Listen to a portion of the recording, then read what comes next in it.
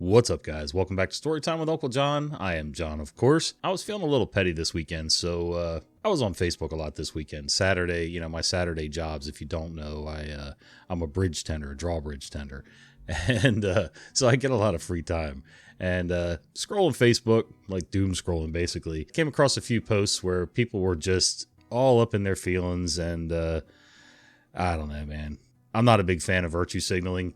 There are things in this world that I don't agree with. It doesn't mean I'm going to go bash everybody who does everything that doesn't agree with my sensibilities and things like that. So, I don't know. Some people just make a life out of it. What I happened to do this weekend was basically troll a bunch of those people. And I felt a little better when I was done, but I still killed way too much time being on Facebook. And a lot of what I watch on Facebook are they're like shorts, clips, whatever. And it's sort of like being on TikTok without being on TikTok, or IG without being on IG. Shorts, basically. So in the spirit of being petty, we're going to take a look at r/PettyRevenge today. Sometimes you just got to let the pettiness out. Anyway, let's read some stories. Play the entitled victim card yet again. Say goodbye to the Instagram fodder you care so much about. Once upon a time, I had a bachelorette trip with 4 friends I met after moving to a new city, plus an old friend of mine from my home state, who was my maid of honor at the time. We'll call her Ren.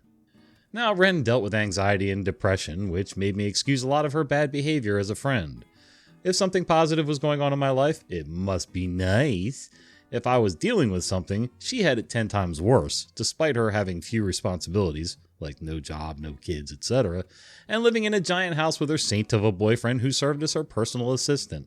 In hindsight, most of my conversations with Ren revolved around the 1001 ways she'd been betrayed or abandoned by people in her life and not knowing better, yet. I bought into her version of events, giving her the pity and validation she needed over the years. Anyway, fast forward to my bachelorette trip. This was the first time in our friendship that I was in the spotlight for once, and it turned out that Ren absolutely could not handle that. She spent the entire time trying to change the topic of conversation to be about her. Didn't lift a finger to help with anything. I booked the entire trip myself, and kept trying to milk more appreciation over the goodie bags she made and the decorations she brought, but never actually put up. To make an already long story short, too late, Ren ended up leaving early and sent me a long message that included all the ways I'd betrayed her, which included not going out of my way to sit next to her at meals, and not buying my wedding dress with her, even though I went dress shopping with her first, just the two of us. She ended this insanely petty list of grievances by dropping out of my wedding and asking to exchange photos from the trip before we part ways.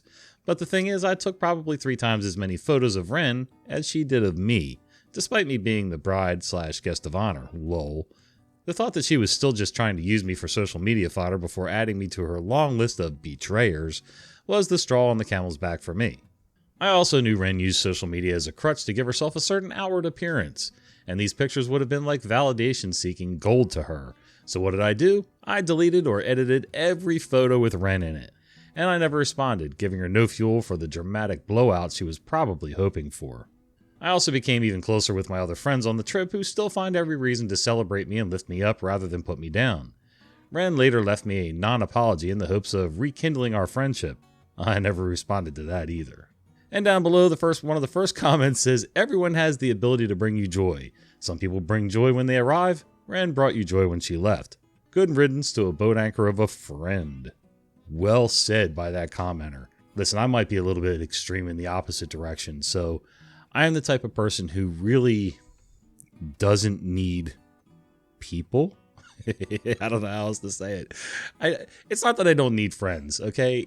I have acquaintances. I have maybe 1 or 2 people that I would consider really good friends. Now, I'm sort of unusual in that I'm kind of a hermit. I tend to thrive by myself. Hey, I don't begrudge anybody who wants to have lots of friends and lots of acquaintances and hang out with people and things like that. It's just I am not a social butterfly. That's not me. It's not how I'm built or wired. But regardless, sometimes I have friends. But when we're together, whether we're friends, acquaintances, just meeting for the first time, it doesn't matter. It's not all about me. Some things are about me. Some things are about them. If we go to an event like a wedding, none of it's about me. It's all about the bride and groom. Screw the parents, screw the grandparents, screw the friends and family. It's about the bride and groom. Anything else is just, outside noise. Excuse me. I got this chest thing happening. I don't know. Some kind of weird cold going around and around and around. Anyway, on top of that, I don't like people who use social media to garner attention. Now, have I ever posted something, called, I'm old, so on Facebook it would be called vague booking, things like that. You post some kind of weird disconnected rant that's, nobody knows what you're talking about except you, maybe the person that you had the interaction with, but usually they've already let you go by then. And they don't really give a rat's behind. So, I'm not saying I've never done it, but I try really hard to not get involved in that kind of stuff and just keep it simple. I've run across people over the years who, again, most of the time it's one or the other, the old poor me people who everything is always worse for. You had a car accident and, you say you hit a deer with your car. It's still drivable, but not really legal to drive because like your headlights smashed out on that side or whatever. And your tire is rubbing the fender. So you got to take a crowbar and, kind of get it out of the way, at least so you can function and go to your job every day. Of course, the guy standing next to you is going to talk about how much worse he had it when he hit a moose or, Tyrannosaurus Rex or whatever the hell he hit on the road and totally demolished his car and totaled it to the point where, he couldn't get to work except with a bus pass for the next month. I don't know. I'm not saying people don't have it harder than me. There's tons of people in this world that have it harder than me. There's a saying out there, and I don't know what it is. I don't remember exactly how it goes, but I do know that basically, in a nutshell, comparison is the thief of joy, something like that. Do I get envious of things that I see people doing sometimes? Sure, I know somebody who has a little, plot of ground like I have, and when they do their gardens, they have a tractor. They have proper equipment for the back of their tractor so that they can plow their garden section or wherever they grow their veggies and all kinds of other stuff from markets and for their family. And, yesterday I went outside and I borrowed a borrowed tiller. Now listen, front tine tiller. Now, if you've never used a front tine rototiller, I got to tell you, that is a workout. That little machine will kick your butt. So not only am I working 10 times harder for this little vegetable garden that I started prepping, and I ain't no spring chicken, man. By the time I came in, I couldn't grab a can of Diet Pepsi to save my life without my hand cramping up because my forearms were so tight. So anyway, there are some things that I get a little envious of, but also at the same time, I have to be grateful that I was able to borrow. I didn't have to go buy it. I borrowed a tiller so that I could break up the ground in preparation for this spring and summer's veggies. Was it pleasant? Not really, but I did get a workout, and it makes me appreciate the things that I'm going to grow and the kids are going to grow and my wife's going to grow all that much more. I guess the bottom line here after that weird disconnected rant that I just did is, stop comparing yourself to other people. Be grateful for what you have. There's something to be said. If you get a chance, look up the word contentment. It doesn't always mean settling, but it does mean being okay with where you are right now. That too philosophical for a PettyRevenge video? I don't know. Anyway, you guys know I like to talk, so whatever. Anyway, we're going to be content and go to the next story. Tesla drivers hogging the chargers in my building? No more free charging for you. So I live in a wonderful mixed-use building, and it's been great. Lovely amenities and decent tenants, and even free electric car charging. This was simple and easy for the last 2 years, and out of nowhere, more and more Tesla people moved in, bringing their, I don't want to use that word, bringing their Teslas with them. Oh, okay. It's like 20 EVs sharing 4 chargers. No biggie, because most tenants respect the building's 4-hour limit rule, which should bother no rational person that understands not everything is about them. However, Tesla drivers are a different breed, and a few of them think that those rules don't apply to them, whether it's because they have a bigger car or they have kids or whatever excuse they have for hogging the chargers day and night whenever they can. Yeah, they have bigger batteries and need longer charging, but 4-hour limit is a 4-hour limit.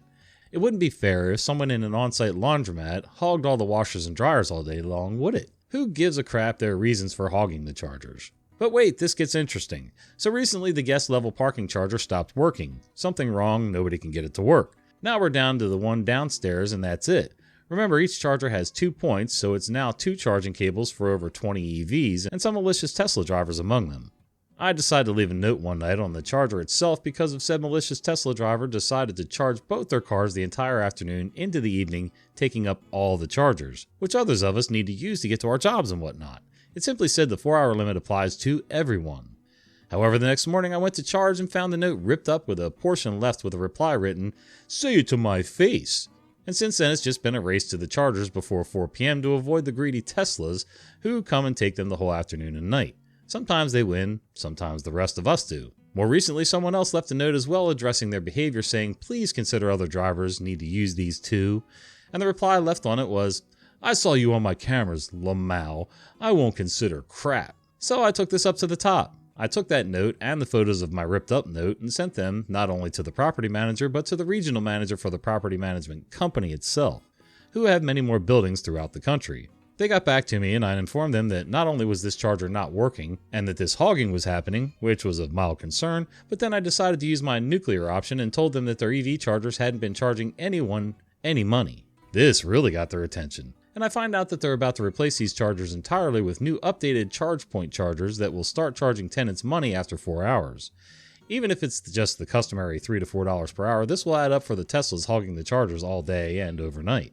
Now you might be thinking this will affect me too, but my partner and I are dinks first of all, but also my EV doesn't take long, it's tiny. What is a dink?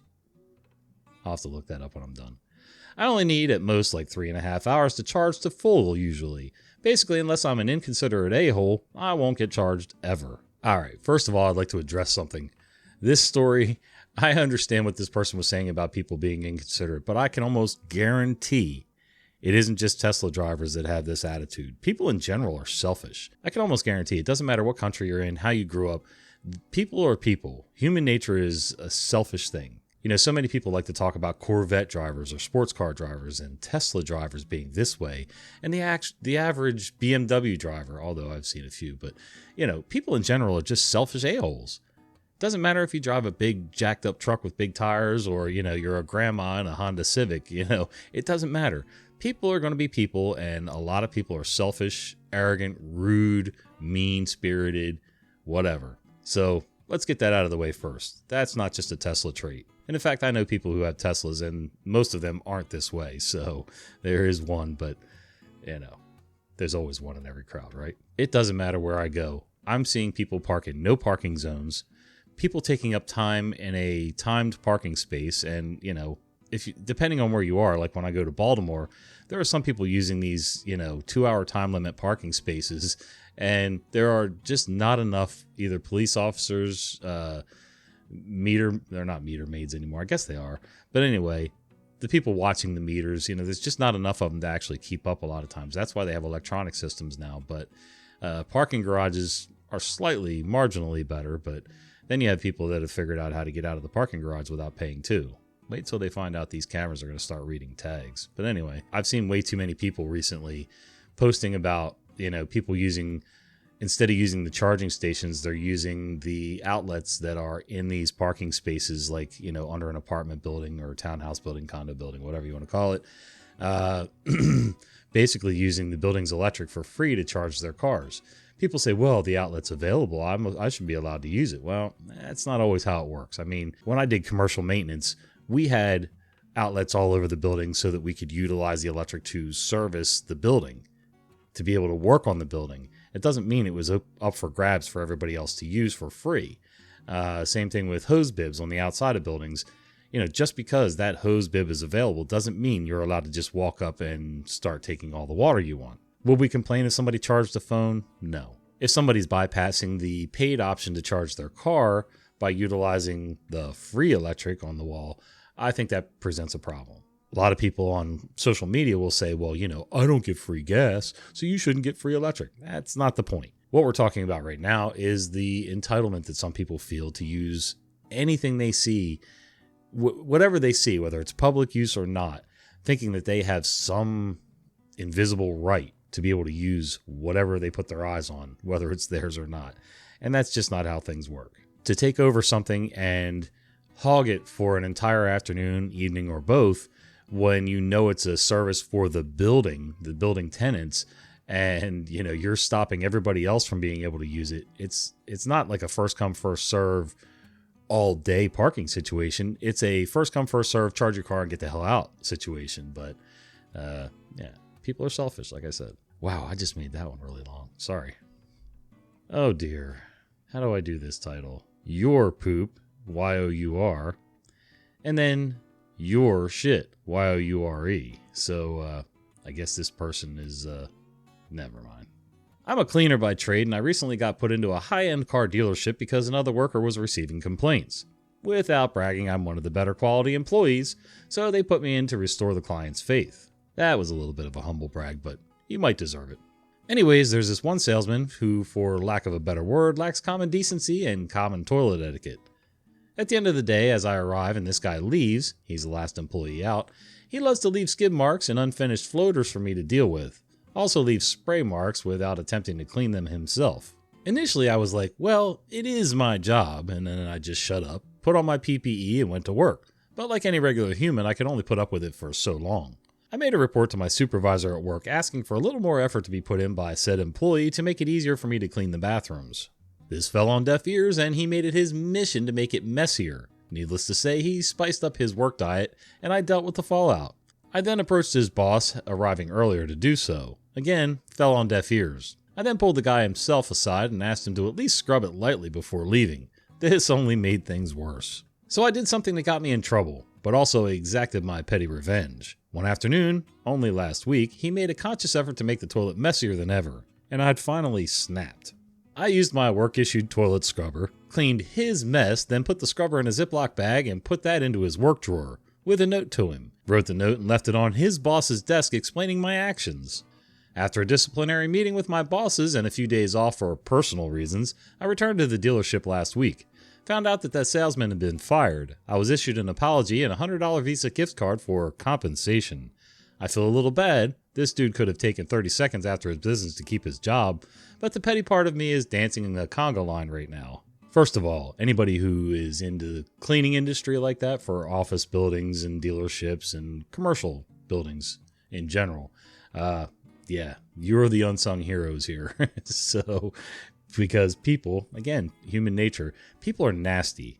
Now add nastiness with your selfishness and it's just a bad mix.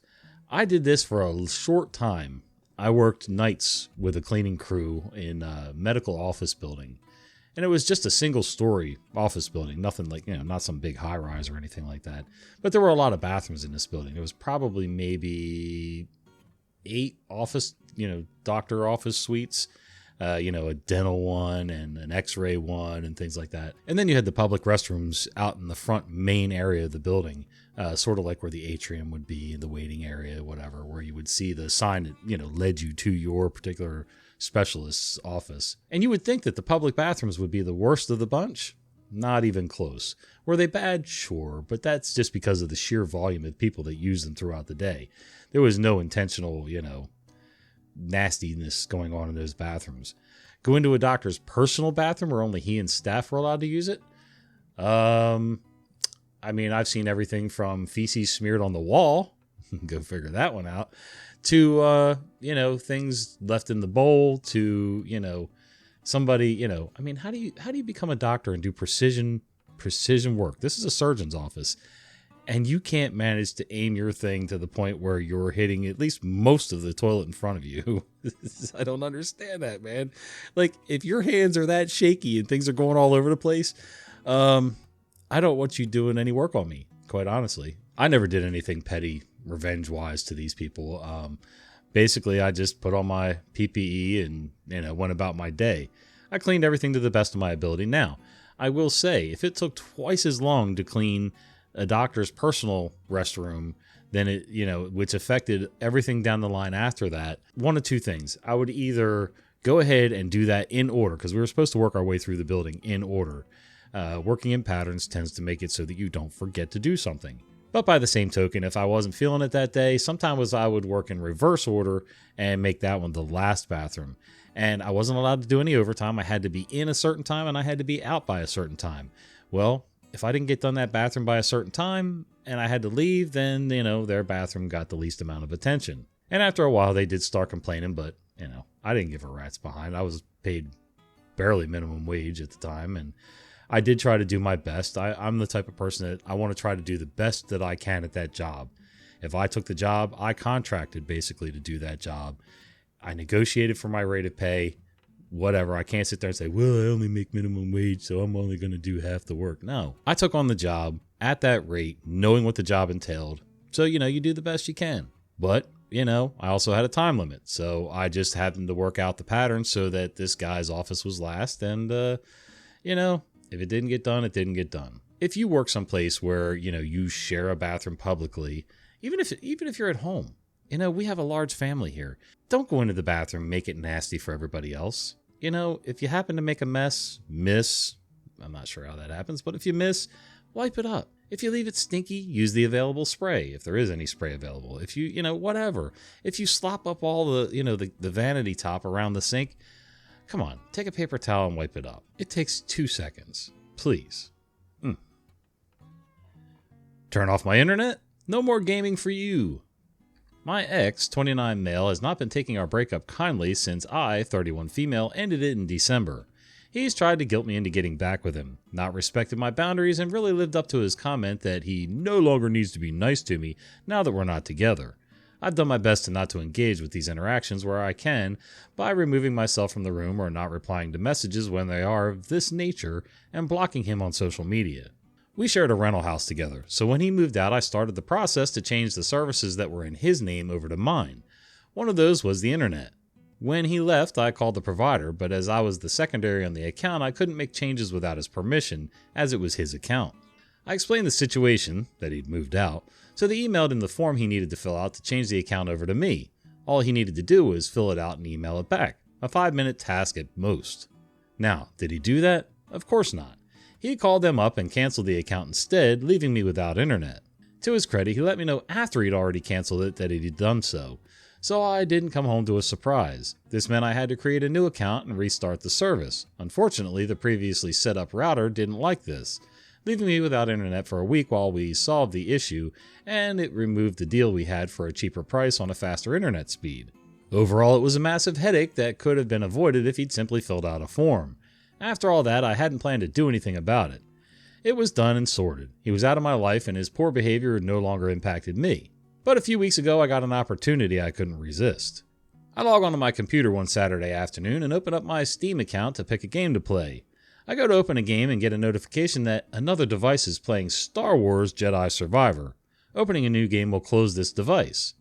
For those that don't use Steam, it's typically a single-user system, unless you have a family account, that only allows one device to play at a time. My ex had previously logged onto my Steam account on his laptop while we were still together to play Hogwarts Legacy so he didn't have to buy it himself. Once he'd finished that, he made the poor decision to not make his own Steam account and keep buying games he wanted on mine. Also, it's important to note here that once you've bought a game on an account, you can't transfer your account's copy to another. I had looked into this previously to try to give him the games he'd bought, but couldn't find a solution and left it for another day. I knew I had 3 options here. I could just play my game and kick him off his temporarily, allowing him to log back in later and play, giving my time to see if I could find another solution for transferring the games he'd bought. I could do something else and let him play. I could change my password and kick him out permanently. So what did I do? I picked option 3. I kicked him out permanently, mid-game with no courtesy message first. 10 minutes later, this boy has the audacity to send me a message asking for my Steam password. I didn't justify him with a response. The icing on the cake, turns out he was out at sea for work with minimal internet, so even if he created his own Steam account and bought himself the games, he would have struggled to download them. Edit. I have since learned from a few commenters that he won't have to re-download the games if he creates his own account. Thanks for the intel. I'm still going to enjoy that he has to buy them all again. Some of these games cost $70 each. There's a whole lot of pettiness going on here, and quite honestly, when people break up, the pettiness comes out in everybody. I don't care who you are. I've seen some of the most good-natured people, both husbands and wives, and boyfriends and girlfriends and whatever. As soon as breakups start to happen, people get more and more and more bitter and more petty. And I've been among that group. Let's be serious. As much as we try not to be, again, human nature. Now, did this guy, was he obligated in some way to, fill out the form and not just cut off internet? No, he wasn't obligated in any way, shape, or form. But, sometimes it wasn't going to cost him anything. In fact, it would have probably been faster to fill out the form and send it back than it would be to just cut off the account and start over. Also, when you cut off most internet accounts with a lot of people, I know Cable companies are like this. Any internet provided by traditional cell phone companies like Verizon Home Internet, things like that. I'm pretty sure that there's a contract that you have to pay a early termination fee. So there's that. But all the money things aside, I mean, hey, this guy didn't know her anything when it came to the internet. But he was being petty in the way that he decided to handle it. No problem. That's your right. But then when the shoe's on the other foot, and this lady has her game set up on Steam, or Games, her account, and this guy, was deciding to use it himself, and didn't want to do anything on his own account, she has every right to be just as petty and cut him off cold, just like he did to her. So I don't see anything wrong with it. Hopefully that was the end, and everybody got to move on with their life. Happily ever after. Whatever. Enjoy the heat and cold. This story is actually my wife's. Many years ago, she worked as an accountant for a local hospital system. The accounting department was shoehorned in between a couple other departments, and climate control was awful. Uncomfortably hot in the summer and cold in the winter. The boss was like, "Grow up, there's nothing that can be done about it," and forbid anyone from complaining. Finally, my wife had enough and contacted the maintenance department. They checked into it and discovered that all the thermostats in the department needed to be changed, as they were all well over 30 years old. So the following week, all the thermostats were changed, except for the one in the boss's office. It was overlooked when my wife made a list of the thermostats in the department. Oh my God.